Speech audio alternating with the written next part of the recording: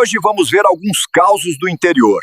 Clique no botão de gostei, no botão vermelho de se inscrever e vamos ouvir os causos. Causo 1. O cachorro que sabia a hora. Olha, vou contar uma coisa que aconteceu comigo mesmo, lá na fazenda do meu finado tio Benedito, no interior de Goiás. Eu era mais novo, devia ter uns 20 e poucos anos, e sempre gostei de pescar no açude que tinha lá nos fundos da propriedade. Tinha um cachorro vira-lata, preto, com uma mancha branca no peito, que o pessoal chamava de Trovão. Bicho esperto que sempre me acompanhava quando eu saía para pescar de madrugada. O danado tinha o costume mais estranho que já vi. Todo domingo, sem falta, às 5 horas da tarde em ponto, ele começava a chorar e latir, olhando para a estrada que levava à cidade. No começo, eu achava que era coincidência, mas depois fui prestando atenção. Domingo após domingo, 5 horas da tarde, mesmo comportamento. O pessoal da fazenda também já tinha notado. Meu tio Benedito falava que cachorro tem o sexto sentido, que sentem coisas que a gente não consegue entender.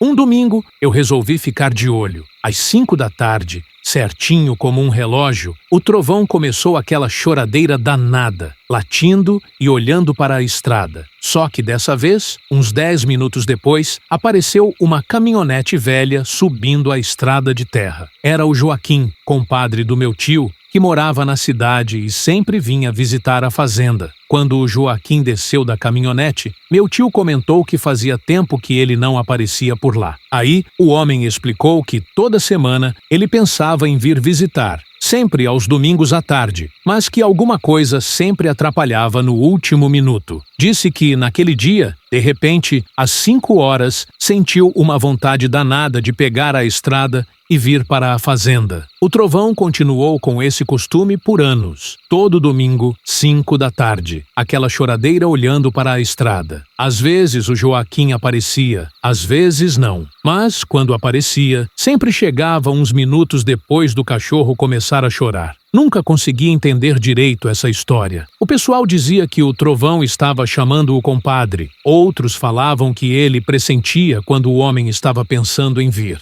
Só sei que depois que o Joaquim mudou para São Paulo e parou de vir na fazenda, o cachorro nunca mais fez aquilo. E aí, pessoal? Vocês já viveram algum caso parecido? Conta aí nos comentários. E se vocês gostaram dessa história, deixa o gostei no vídeo e se inscreve no canal que ajuda muito o nosso trabalho aqui. Causo 2. A Mulher da Ponte. Essa história eu vivi na pele quando tinha uns 15 anos, lá no sítio do meu avô, perto de Itapecerica da Serra. Era época de seca brava e eu tinha que ir todo dia até o córrego para buscar água para os bichos. O caminho passava por uma pontezinha de madeira velha, dessas que fazem barulho quando a gente pisa. Toda vez que eu passava por lá, de manhã cedo ou no final da tarde, eu via uma mulher lavando roupa na beira do córrego. Mulher bonita, de uns 30 anos, sempre de vestido azul claro e um lenço na cabeça. Ela nunca olhava para mim, ficava concentrada na lavação, esfregando as roupas na pedra. O estranho é que mesmo com a seca, sempre tinha bastante água onde ela lavava, enquanto o resto do córrego estava quase seco. E outra coisa, nunca vi ela chegar nem sair. Quando eu chegava, ela já estava lá. Quando eu voltava, tinha sumido. Um dia comentei com meu avô sobre a Mulher da Ponte. O velho ficou sério, parou de fumar o cachimbo e me olhou com aqueles olhos azuis dele que pareciam ver através da gente. Perguntou como ela era, que roupa usava, se tinha falado comigo. Depois que contei tudo, ele balançou a cabeça devagar. Meu avô contou que há muito tempo, quando ele era rapaz, morava uma família numa casa que ficava perto daquela ponte. A mulher da casa, Dona Conceição, era conhecida pela bondade. Sempre ajudava quem precisava. Ela tinha costume de lavar roupa no córrego toda manhã e toda tarde. Um dia, a casa pegou fogo durante a noite e toda a família morreu queimada. Segundo ele, de vez em quando, alguém via uma mulher lavando roupa no córrego, sempre no mesmo lugar, sempre de vestido azul e lenço na cabeça. Disse que ela não fazia mal a ninguém, que provavelmente ainda estava cuidando da família dela, do jeito que sempre fez. Eu continuei passando pela ponte todos os dias, mas depois dessa conversa, comecei a cumprimentar a mulher de longe, com respeito. Ela nunca respondeu, mas às vezes parecia acenar levemente com a cabeça. No final da seca, quando as chuvas voltaram e o córrego encheu, parei de ver ela por lá. Anos depois, quando voltei ao sítio já homem feito, passei pela ponte e olhei para o lugar onde ela lavava roupa. A água corria normal, mas naquela pedra específica, mesmo depois de tanto tempo, ainda dava para ver as marcas do sabão que ela usava. Causo 3. O boi que escolhia o pasto. Trabalhei muitos anos numa fazenda de gado, lá no Triângulo Mineiro, e tinha um boi zebu, meio avermelhado, que o pessoal chamava de rajado. Bicho grande, forte, mas mansinho com os peões. O curioso é que esse boi tinha um comportamento que nunca vi igual em outro animal. Todo dia, na hora de levar o gado para o pasto, o rajado saía na frente dos outros e escolhia onde a boiada ia pastar. Se a gente tentava levar para um lado, ele empacava e não saía do lugar. Só ia para onde ele queria. No começo, achávamos que era teimosia de animal velho, mas depois começamos a reparar uma coisa estranha. Sempre que o rajado escolhia um pasto, chovia no dia seguinte. Não importava se o céu estava limpo, se o tempo estava seco há semanas, se ele levava a boiada para pastar num lugar específico, no outro dia amanhecia chovendo. E quando chovia, aquele pasto que ele tinha escolhido sempre ficava com a grama mais verdinha, mais nutritiva. O velho Sebastião, capataz da fazenda há mais de 20 anos, começou a prestar atenção no comportamento do boi. Disse que animal de fazenda às vezes tem instinto que a gente não consegue explicar. Começamos a seguir a escolha do rajado religiosamente, e a fazenda nunca teve problema com pasto seco ou gado desnutrido. Uma vez, chegou uma seca danada, daquelas que castiga o interior por meses. Todos os pastos estavam amarelados, quase sem grama. O rajado ficou uns 3 dias parado no curral. Não queria sair para lugar nenhum. O fazendeiro estava preocupado, pensando em vender parte do gado. No 4º dia, o boi levantou, mugiu alto e saiu caminhando firme para um pasto que ficava nos fundos da propriedade, perto de um morro, lugar que a gente raramente usava porque era meio pedregoso. Levou toda a boiada para lá e ficou. No dia seguinte, começou uma chuva que durou 3 dias seguidos, e naquele pasto brotou uma grama verdinha que parecia ter sido plantada na hora. O rajado viveu mais uns 5 anos na fazenda. Quando morreu, de velho mesmo, o fazendeiro mandou enterrar ele naquele pasto dos fundos, perto do morro. Disse que foi o boi mais valioso que já teve, não pelo peso ou pela carne, mas pela sabedoria que carregava. Depois que ele morreu, a fazenda continuou próspera, mas nunca mais tivemos aquela certeza de onde colocar o gado na hora certa. Às vezes, quando o tempo está seco e a gente não sabe que pasto escolher, ainda olhamos para aquele montinho de terra onde o rajado está enterrado, como se esperando um sinal. Causo 4. O homem do Embaúba. Essa história aconteceu comigo quando eu morava numa chácara pequena, lá para os lados de Ribeirão Preto. Eu tinha uma plantação de milho e feijão, criava umas galinhas e uns porcos para o sustento da família. No fundo do terreno tinha um pé de embaúba gigante, daqueles que você vê de longe, com o tronco grosso como uma casa. Todo final de tarde, quando eu ia recolher os ovos das galinhas e fechar o galinheiro, eu via um homem sentado embaixo da embaúba. Homem alto, magro, sempre de chapéu e camisa branca. Ele ficava lá quieto, às vezes fumando, outras vezes só olhando para o horizonte. Nunca se mexia quando eu passava perto. No começo, pensei que fosse algum vizinho descansando, mas achei estranho ele nunca falar nada, nem acenar. Dias se passaram e todo final de tarde, lá estava ele, no mesmo lugar, na mesma posição. Resolvi cumprimentar de longe, mas ele não respondia, nem mexia a cabeça. Uma tarde, comentei com minha mulher sobre o homem da embaúba. Ela ficou curiosa e veio comigo na hora de recolher os ovos. Quando chegamos perto da árvore, ela perguntou onde estava o homem. Eu apontei para o lugar,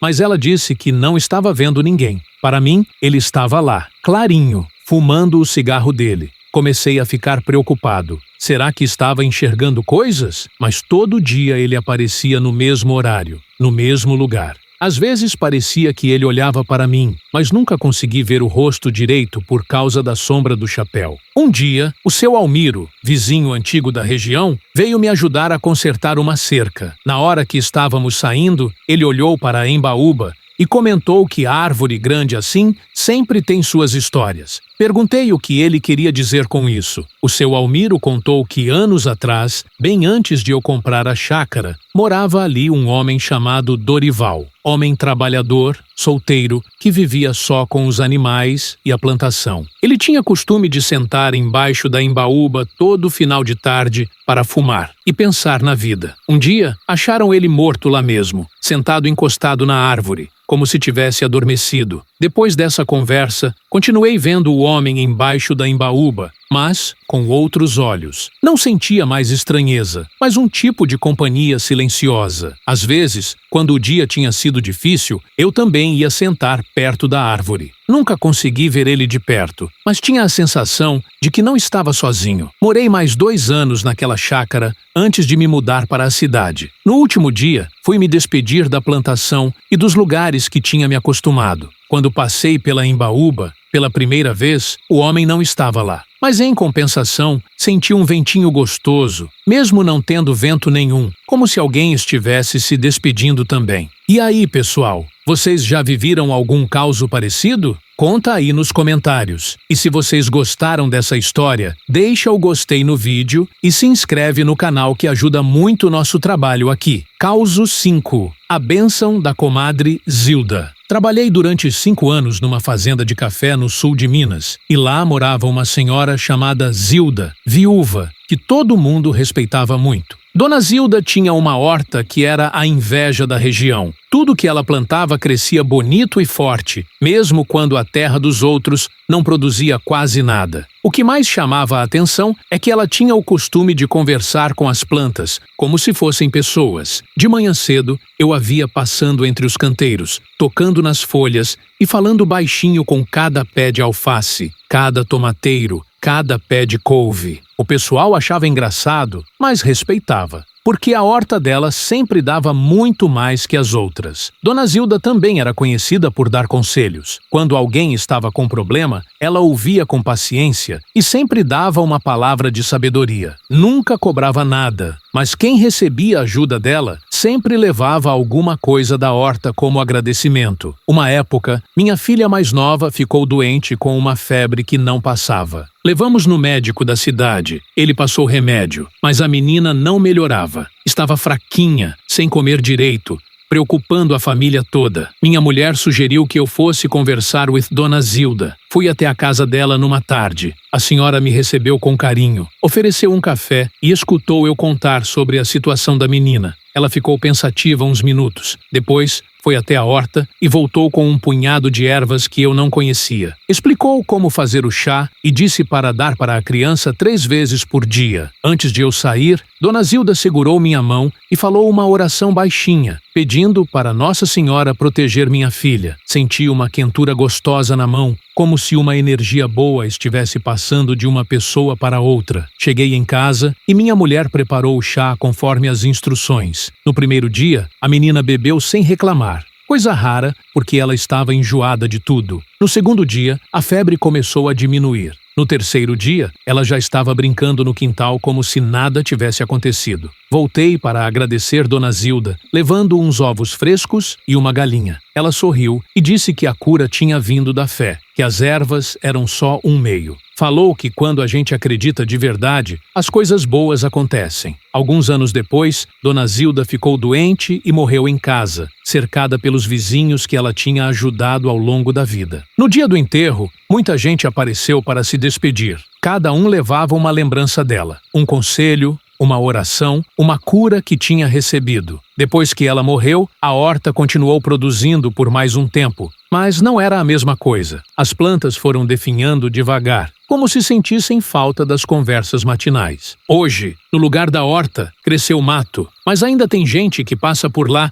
e sente um cheiro gostoso de alecrim e manjericão, mesmo não tendo mais nenhuma erva plantada. Causo 6. O cavalo que voltava sozinho. Tinha um peão lá da fazenda onde eu trabalhava. homem chamado Geraldo, que bebia mais do que devia. Todo sábado ele ia para a cidade, numa égua baía que se chamava Estrela, e voltava domingo de madrugada, sempre meio cambaleante da cachaça. A Estrela era uma égua esperta, mansa, que conhecia todos os caminhos da região. Quando o Geraldo bebia demais e não conseguia mais se manter na cela, ela trazia ele para casa sozinha, devagar, tomando cuidado para ele não cair. Todo mundo na fazenda já estava acostumado com essa cena. Um domingo, a égua chegou sozinha no curral, com a sela e o freio, mas sem o Geraldo. Ela estava suada, nervosa, relinchando de um jeito diferente. Achamos que ele tinha caído pelo caminho e saímos procurando. Encontramos o homem desmaiado numa venda da cidade, bêbado que nem um gambá. Quando acordou, o Geraldo contou uma história estranha. Disse que estava voltando para a fazenda, meio zonzo da bebida, quando viu um homem parado no meio da estrada.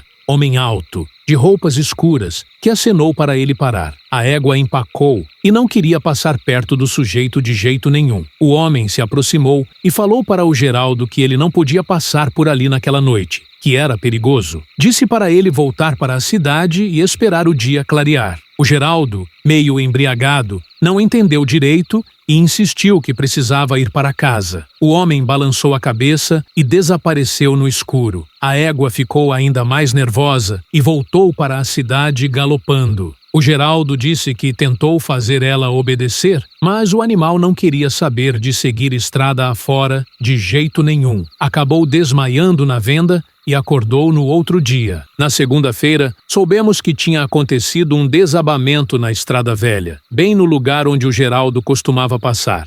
Uma chuva forte tinha minado o barranco e a terra desceu, bloqueando completamente o caminho. Se ele tivesse passado por lá na hora que costumava passar, podia ter sido soterrado. O Geraldo ficou impressionado com a história. Disse que nunca mais ia beber daquele jeito, que tinha sido avisado por algum anjo da guarda. A partir daquele dia, ele diminuiu muito a bebida e sempre agradecia a égua quando chegava em casa são e salvo. A Estrela viveu mais alguns anos na fazenda. Quando ficou velhinha, o Geraldo cuidou dela como se fosse família, dando ração boa e carinho todo dia. Dizia que devia a vida para aquela égua, que ela tinha sido mais que um animal. Tinha sido uma amiga verdadeira. Quando a égua morreu, o Geraldo chorou como criança. Enterrou ela num lugar bonito da fazenda, perto de uma aguada, e todo domingo ia lá conversar com ela, contar como tinha sido a semana. Dizia que ainda sentia a presença dela por perto, protegendo ele dos perigos da vida. Causo 7. A luz da casa abandonada. Morei uns tempos numa casa pequena, alugada, nos arredores de Uberaba. Do quintal da minha casa, dava para ver uma casa velha, abandonada há anos, que ficava no meio de um pasto. Casa grande, de fazenda antiga, com as janelas quebradas e o mato crescendo na volta. Toda sexta-feira, sempre por volta das 8 horas da noite, aparecia uma luz amarelinha numa das janelas da casa abandonada. Luz fraca, que tremulava como se fosse vela ou lamparina. Durava umas 2 horas e depois se apagava. No começo, pensei que fosse alguém usando a casa para se abrigar, mas nunca vi movimento de dia, nem sinal de que alguém estava morando lá. A luz aparecia só nas sextas, sempre na mesma janela, sempre no mesmo horário. Comentei com o seu Manuel, dono da terra onde ficava a casa, e ele fez uma cara estranha. Perguntou se eu tinha certeza do que estava vendo, que dia da semana era, que horas. Depois que confirmei tudo, ele suspirou e contou a história do lugar. A casa tinha pertencido a uma família rica, lá pelos anos 50. O dono, seu coronel Antônio, era homem respeitado na região, mas tinha um problema sério com o jogo.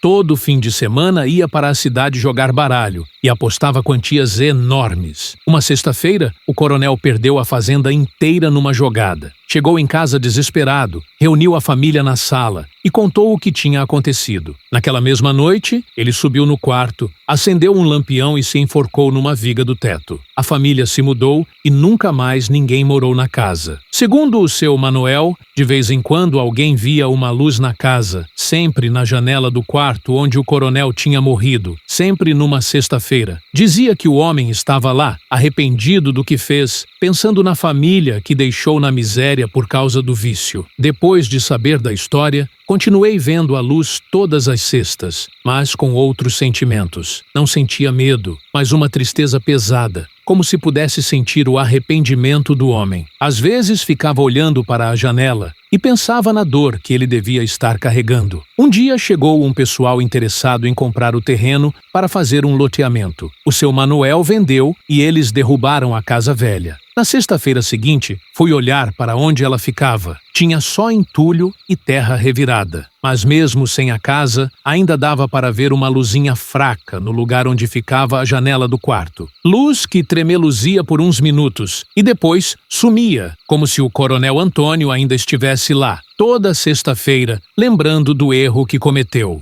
Causo 8. O pássaro que anunciava visita. Minha mãe sempre foi uma mulher muito religiosa, dessas que não perde uma missa e reza o terço todo dia. Ela morava numa casinha simples, com um quintal cheio de flores e um pé de jabuticaba no fundo. Era lá que ela passava as tardes, cuidando das plantas e conversando com as vizinhas. Um dia, apareceu um bem-te-vi no quintal e começou a cantar de um jeito diferente. Em vez do canto normal, bem-te-vi, ele fazia um som que parecia "Vem me ver". Minha mãe achou graça e começou a conversar com o passarinho como se ele fosse gente. O curioso é que toda vez que o bem-te-vi cantava aquele "Vem me ver", no mesmo dia ou no dia seguinte, aparecia visita na casa. Às vezes, era um parente que não vinha há tempos. Às vezes, o padre da paróquia. Outras vezes, vizinhos que precisavam de alguma coisa. Minha mãe começou a prestar atenção no comportamento do pássaro. Quando ele cantava pela manhã, a visita chegava no mesmo dia. Quando cantava à tarde,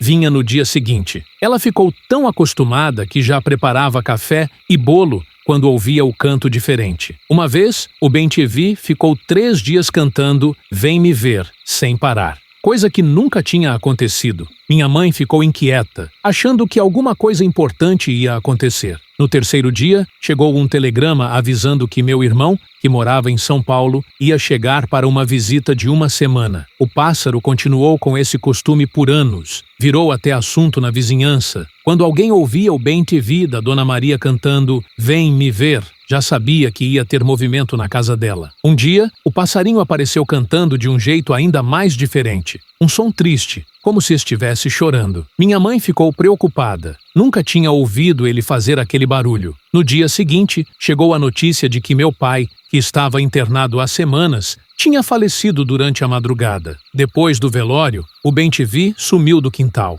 Minha mãe procurou por ele durante dias, mas nunca mais apareceu. Ela dizia que o passarinho tinha vindo para avisar sobre as alegrias que chegavam, e quando chegou a tristeza grande, ele foi embora para não ter que dar notícia ruim. Anos depois, quando minha mãe já estava bem velhinha, eu estava visitando ela numa tarde, quando ouvi um canto familiar no quintal. Era um bem-te-vi, mas não cantando "Vem me ver", como o antigo. Esse cantava "Vai com Deus", num tom suave e tranquilo. Minha mãe ouviu também e sorriu. Disse que sabia que a hora dela estava chegando, que o passarinho tinha voltado para se despedir. 3 dias depois, ela morreu dormindo, em paz, como se tivesse sido avisada com carinho que era tempo de partir. Esses foram os causos de hoje. Clique no meio da tela para ver mais causos do nosso canal. Até a próxima.